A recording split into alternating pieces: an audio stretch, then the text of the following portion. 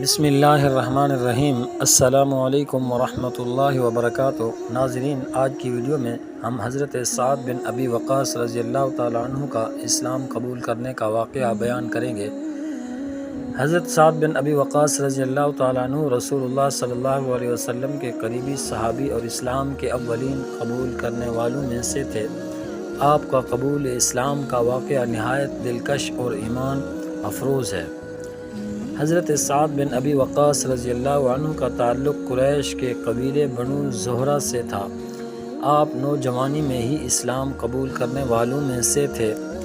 ایک دن آپ مکہ مکرمہ میں ایک خاموش مقام پر سوچ بچار کر رہے تھے کہ آپ کو اللہ کی وحدانیت اور رسول اللہ صلی اللہ علیہ وسلم کی رسالت پر یقین آ گیا۔ اس وقت حضرت سعد کی عمر صرف 17 سال تھی۔ جب حضرت سعد نے اپنے خاندان کو اپنے ایمان کی خبر دی تو ان کے اہل خانہ نے سخت مخالفت کی۔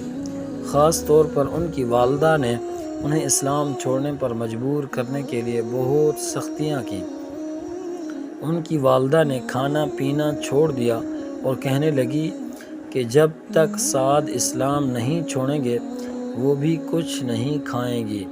حضرت سعد اپنی والدہ کی حالت دیکھ کر بہت پریشان ہوئے، مگر آپ کا ایمان اتنا مضبوط تھا کہ آپ نے اپنی والدہ سے کہا، اے میری والدہ، اگر آپ کے پاس 100 جانیں بھی ہوں اور وہ سب ایک ایک کر کے چلی جائیں تو بھی میں اپنے دین کو نہیں چھوڑوں گا۔ آخر کار ان کی والدہ نے ہار مان لی اور کھانا پینا شروع کر دیا۔ حضرت سعد بن ابی وقاص رضی اللہ عنہ کی اس استقامت کی بنا پر قرآن کی آیت نازل ہوئی جو کہتی ہے کہ والدین کی فرما برداری ضروری ہے، مگر اگر وہ اللہ کے ساتھ شرک کرنے کا کہیں تو ان کی بات نہ مانی جائے۔ حضرت سعد بن ابی وقاص رضی اللہ عنہ نے اسلام کی راہ میں بہت خدمات انجام دی۔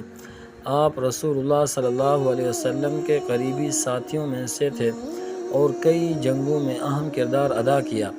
جنگ بدر میں آپ نے اپنی بہادری کا لوہا منوایا اور جنگ احد میں بھی آپ نے دلیرانہ جنگ لڑی۔